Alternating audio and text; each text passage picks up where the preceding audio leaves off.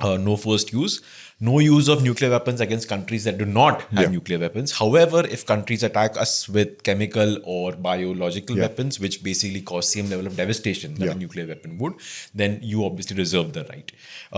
In case of a nuclear attack, the retaliation will be massive. It will not be proportionate. It will be meant to basically annihilate the enemy or the person or the country that has fired the weapon towards you. There would be strict controls. Basically, we will not be going around selling our nuclear technology on the black market, is what one of the points. And the last point, the summary of the last point is basically how this entire setup works is that you have a council led by the PM, under whom you have an executive council led by the NSA that gives you sort of information when it thinks you may want to launch a nuclear weapon. And when the PM says go, then you have the Strategic Forces Command, which reports to the council, and basically the officer who heads that command does not take orders from his parent services of army chief or the Air Force chief or the Navy chief. He takes orders from the council. Right. And if ordered so, then he would... The Nuclear Command Authority. He would then deploy either a Mirage 2000, a Jaguar, or the INS Arihant, or maybe one of the land missiles and then carry out the attack. Road and rail. Yes. A very nice document, like I said. And it's been there for many years. But in the recent past 6-7 years, you've heard some murmurs. I'm not sure how serious they were, coming from officials within the government, elected ministers, who basically said ki, it's not set in stone, it can always change and stuff like that. Do you think making such comments was ever a good idea?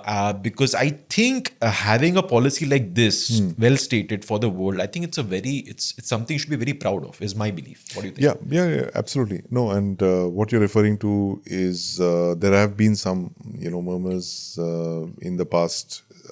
I think it was around 17-18 when we saw some informed commentary about the need to revise our no first use doctrine, and that suggested that something called launch on warning is a posture that we need to get onto, which is that when you see your adversary about to launch nuclear weapons, you have a readiness posture that will strike first instead of waiting to be hit by nuclear weapons, and that stems out of the fact that these rational thinkers have questioned our ability to absorb a first strike. What is NFU?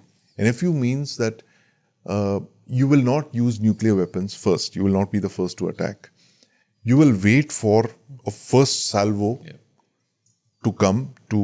You will absorb that first salvo, your cities or your military targets, and then you will launch a retaliatory strike. Now these, you can call them nuclear hawks. They say that, look,